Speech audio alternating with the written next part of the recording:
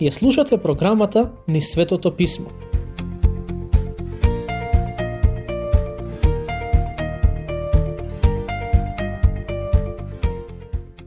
Продолжуваме со обработка на глава 3 од посланието до Галатјаните. Ке продолжам со читање таму каде што застанавме минатиот пат. Стих 24. И така законот беше за нас воспитувач да не доведе до Христос, за да бидеме оправдани преку верата. Денес ке читам еден навистина значителен дел од посланието, кој се надевам ке ви помогне уште подобро да ја сватите пораката на оваа новозаветна книга. Ова послание е книгата за која Мартин Лутер рекол: "Ова е мое послание и венчан сум за него." Конкретно, текстот кој ќе го обработуваме денес е текстот кој му помогнал на младиот Џон Весли во неговото спасение. Додека се шетал низ улицата Алдерсгейт, тој помислил: "Јас им проповедам на другите да се спасат, но кога ќе бидам и јас спасен?" Токму таа вечер слушнал проповед врз основа на овој дел од посланието до Галатјаните. И овие стихови оставиле силен впечаток врз него. Тоа значи дека Бог ги исползувал овие стихови за да донесе големо духовно пробудување во Британија и Америка.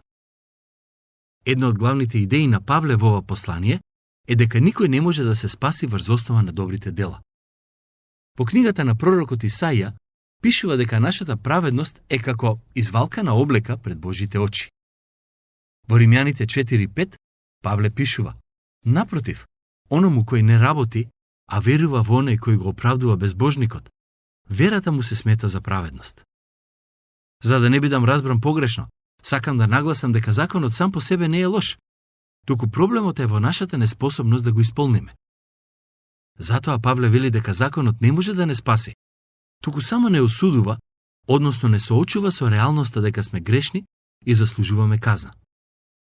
Бог не го даде законот со цел грешниците да се спасат преку него, туку за да не соочи со нашите престапи. Законот не го покрива, туку го открива гревот. Ке искористам една илустрација која се надевам дека ќе ви помогне подобро да ги разберете овие вистини. Замислете си за момент една домашна бања во која покрај другото има мијалник, а и огледало. Мијалникот и огледалото се основни предмети од секоја домашна бања. Имаат конкретна намена поради која се користат.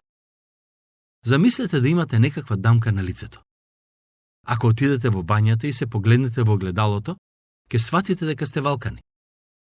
Како ќе отстраните дамката? Сигурно нема да го триете лицето на огледалото и така да се изчистите. Ако некој ве види како го триете лицето од огледалото, сигурно ќе помисли дека нешто не е во ред со вас. Иако некој од вас можеби ќе си помисли дека нештата што ги кажувам се подразбираат, сепак ви кажувам за да ви доловам одредена поента. Никој не го користи огледалото за да се очисти. Но, за жал денес има голем број луѓе во црквите кои упорно се обидуваат да се исчистат со помош на огледалото. Го пазат Божиот закон со надеж дека ќе го заслужат спасението. Законот не може да не спаси, бидејќи не можеме целосно и постојано да го пазиме. Законот ни е даден како огледало, за да ни покаже дека сме грешни и дека не можеме да ги достигнеме Божите свети стандарди. Но фала му на Бог за тоа што под огледалото има и мијалник. Мијалникот ни помага да се измиеме и да ја отстраниме дамката. Божиот збор е огледалото кое многу добро и соодветно ни открива какви сме и ни дава еден вид духовна дијагноза. Библијата е многу искрена со нас и воопшто не се обидува да ни ласка. Наместо тоа, ни ја кажува вистината дека сме грешни, но исто така и дека Бог ни обезбедил начин на кој можеме да добиеме простување на гревовите и вечен живот. Вилијам Коупер напишал: "Има извор од света крв, што тече од неговите вени. Нуди простување и спасение и можност грешникот да се смени." Така што, иако не може да не спаси, законот е полезен бидејќи не соочува со реалноста на гревот. Во Римјаните 3:19 апостолот Павле вели дека законот беше даден за да го замолчи целиот свет и никој да не може да се пофали пред Бог со своите дела. Забележете што пишува во стихот што го прочитавме. Павле вели дека законот беше наш воспитувач. Што значи тоа? Ќе го прочитам следниот стих за да ни помогне во разбирањето на тие зборови. А откако дојде верата, ние веќе не сме под раководство на воспитувач. Грчкиот збор преведен како воспитувач е зборот педагогос и неговото значење е тесно поврзано со улогата и одговорностите кои воспитувачите ги имаа во времето на Павле. Во просечниот римски дом, еден од слугите се занимавал со воспитување на децата. Например, некој од слугите се занимавал со добитокот на господарот, друг со неговите финансии, трет со готвењето, четврт со чистењето и слично. Секој слуга имал своја одговорност, а неретко во римските домови имало и слуги кои се занимавале со воспитување на децата. Слугите кои работеле како воспитувачи биле оние кои ги земале децата под своја закрила и се грижеле за нив се додека не дојдат до полнолетство. Воспитувачот ги менувал пелените на детето, му ја менувал облеката, се грижел за сите негови потреби. Кога детето станувало доволно возрасно за да оди во школо, воспитувачот го земал за рака, го водел во школо и го предавал детето на наставникот. Тоа било значењето на зборот воспитувач во времето на апостолот Павле и галатјаните. Патем, зборот педагогос е кованица од два збора. Првиот е оној од кој го добиваме зборот педала и се однесува на нозете, а вториот агогос, што значи водење кон нешто. Значењето е следно. Слугата го зема малото дете за рака и го води во школо кај наставникот. Тоа значело да се биде воспитувач. Законот е воспитувач. Тој не зема за рака, не води кај крстот на Исус и ни вели: ова е твојот спасител. Верувај во него и ќе добиеш вечен живот. Законот ни открива дека сме грешни, но и дека ни е достапно спасението. Слушнете што пишува во следниот стих. Зашто сите сте синови Божи преку верата во Христос Исус. Во останатите стихови од оваа глава, како и во следната, апостолот Павле ќе објасни неколку важни нешта поврзани со оваа тема. Една од главните идеи на апостолот во овој дел од посланието е да објасни дека преку верата во Христос ние всушност го добиваме спасението, кое не може да се добие со пазењето на законот. Тој им вели на галатјаните дека се синови Божии, но тоа е преку вера во смртта и воскресението на Христос, а не како резултат на нивните напори и добри дела. Законот не може да не направи Божи деца. Во нашиот превод се користи зборот синови, но сакам да знаете дека пораката на Евангелието не е само за мажите, туку и за жените. Така што, секој кој верува во Христос, станува Божјо дете. Обично, кога зборувам на оваа тема, сакам да додадам дека ние сме законски Божји деца. Тоа не е наша заслуга, туку е заслуга на Господ Исус Христос. Поради неговата смрт и воскресение, ние можеме да бидеме дел од Божјото семејство. Се што треба да направиме е да веруваме дека тој ја плати цената за нас. Бог не бара од нас да веруваме и да правиме добри дела за да не спаси, бидејќи во такви услови спасението би било делумно негово, а делумно наше дело. Не знам дали забележувате, но ниту еден израелец во Стариот Завет не е наречен Божи син. Бог го користи зборот син, но се однесува на целиот израелски народ, никогаш на поединецот. Во Излез 4.22, Бог го нарекува Израел мојот син. Израелците не беа нарекувани Божи синови, но многу често Божи слуги. Ајде да го земеме за пример Мојсей. Како Бог го нарекуваше Мојсей? Не заборавајте, станува збор за еден од луѓето кои имаа најголема блискост со Бог. Кога почина, Бог за него рече: Мојсей, мојот слуга е мртов. Не беше наречен Божи син или Божјо дете, туку Божи слуга. Да земеме и друг пример. Давид беше човек според Божјото срце, а сепак во Прва Цареви 11.38 Бог за него вели: Давид, мојот слуга. Поентата е дека има можност луѓето да се спасуваат преку пазење на законот, но само доколку совршено го почитуваат. Сепак, реалноста кажува дека никој досега не успеал да го стори тоа, така што спасението преку пазење на законот е буквално невозможна мисија. Затоа ни е потребно делото на Господ Исус Христос. Апостолот Јован пишува: дојде кај своите, но своите не го примија. А на сите што го примија, на сите што веруваа во неговото име, им даде моќ да станат чеда Божии.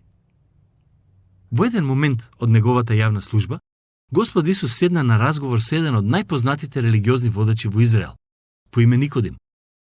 Тој беше фарисеј кој речиси безпрекорно го следеше преданието на религиозната група на која припаѓаше. А сепак, Господ Исус му рече, мора да се родиш наново. Никодим не беше Божи син, затоа Исус му рече дека треба да се роди наново. Сакам да знаете дека не само законот, туку и кои било други религиозни обреди нема да ви помогнат да го заслужите Божјото спасение. Тука мислам на одењето во црква, молитви, читањето Библија и слично. Иако овие нешта се од исклучителна важност за духовниот растеж, сепак правејќи ги, не можеме да го заслужиме спасението. Тоа е суштината на зборовите на апостолот Павле. Сакам да кажам уште нешто во однос на стихот кој го обработуваме. Не сакам да бидам груб, но жена ми вели дека секогаш кога ќе кажам не сакам да бидам груб, на крајот испаѓа дека кажувам нешто грубо. Се надевам дека овој пат нема да е така. Едно од најштетните учења кои можете да ги слушнете во некои од денешните цркви е она кој вели дека сите луѓе се Божји деца, а следствено сите луѓе се браќа. Ово учење има корења во либералната теологија, која во последно време станува се повеќе популарна и прифатлива за голем број од луѓето. Не знам од каде им е таа идеја на оние кои го шират тоа учење, но сигурен сум дека не ја засноваат врз Библијата. Никаде во Светото писмо нема да прочитате дека сите луѓе се Божји деца и дека сите луѓе ќе бидат спасени. Тоа може да е нечија желба, но нема да биде реалност.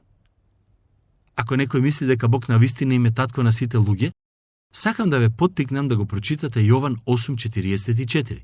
Всушност, јас ќе ви го прочитам тој стих, за да слушнете што вели Господ Исус Христос. Обраќајќи им се на фарисеите, тој вели: вашиот татко е ѓаволот. Да, навистина им го кажа тоа. Ова не се мои зборови, туку зборови на Исус. Очигледно е дека во времето на Исус имаше луѓе кои не беа Божји деца. Истото може да се каже и денес за голем број луѓе. Тие не се деца на Бог, туку деца на сатаната. Има начин како да се префрлат во Божјото семејство. Само преку вера во Господ Исус Христос. Тоа е единствениот начин на кој некој може да стане Божјо дете. Слушнете што пишува во стиховите 27 и 28. Сите, што сте крстени во Христос се облековте.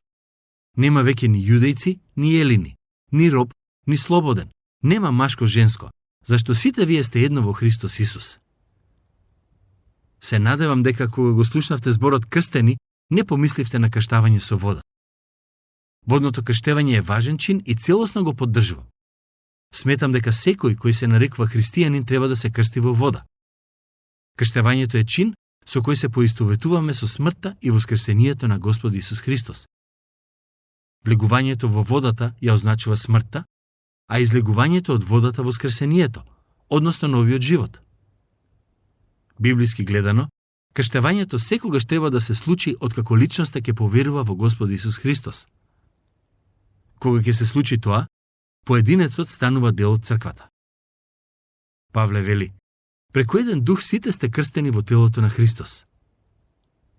Во стихот кој го прочитавме пред малку, апостолот им вели на галатјаните дека некои од нив се крстени во Христос.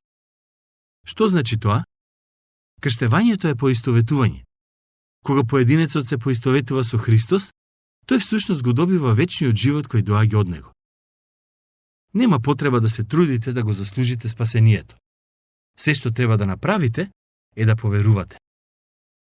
Во Христовото тело, односно црквата, сите луѓе се исти, без разлика која е нивната етничка припадност, пол, социјален статус и слично. Секој кој е во Христос е мој брат и сестра. Не ми е важно која е бојата на нивната кожа. Важна ми е состојбата на нивното срце. За жал живееме во свет во кој расизмот повторно заживува и на луѓето им е важно каква е бојата на кожата на другите. Каква е користа ако бојата на кожата ви е бела, а срцето ви е оцрнето со гревот? Бог е заинтересиран за нашето срце, а не за нашата надворешност. Затоа, секој кој верува во смртта и воскресението на Господ Исус Христос е мој брат, моја сестра. Благодарен сум му на Бог што ми дава шанса да бидам дел од толку големо семејство. Павле вели дека во Христос нема слободни и робови, што значи дека социјалниот статус на луѓето не е важен, бидејќи Христос ги спојува. Тој исто така вели дека нема маж ниту жена. Некој можеби ќе рече, како тоа нема маж ниту жена?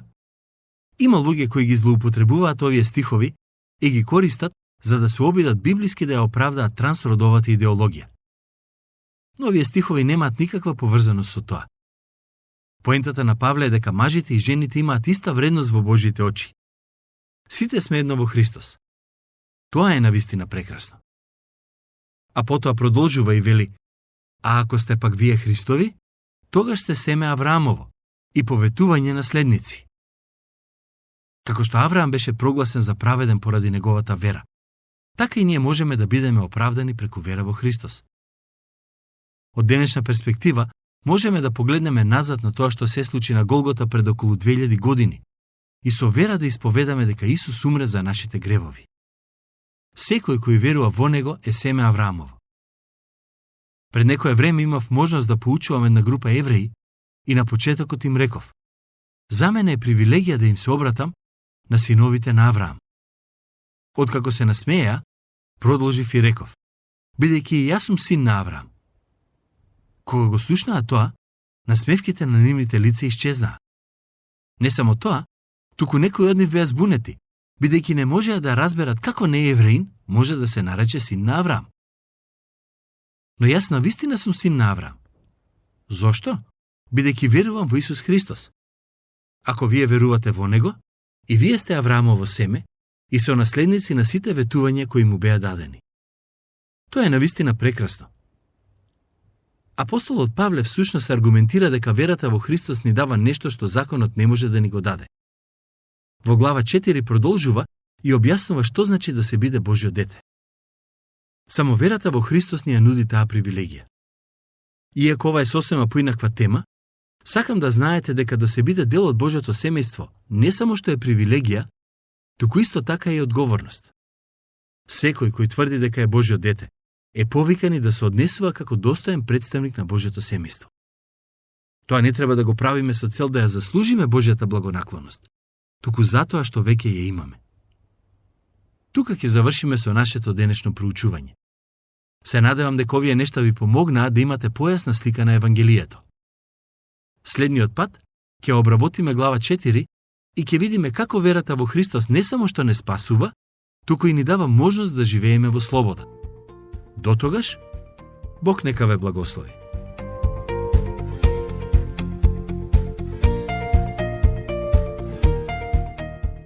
Слушнавте емисија од програмата Ни Светото Писмо. Можете да не слушате и преку мобилна апликација на нашиот YouTube канал и на сите познати подкаст платформи, како што се Google, Apple и Spotify. Ако ви се допаѓаат нашите програми, споделете ги и препорачајте ги на вашите пријатели. Бидете слободни да оставите свој коментар или да ни пишете на нашата имейл адреса nissvetotopисmo@gmail.com. Следете ги нашите страни Низ Светото Писмо Македонија на Facebook и Instagram. Емисиите од оваа серија можете да ги најдете и на нашата веб страна ttb.twr.org.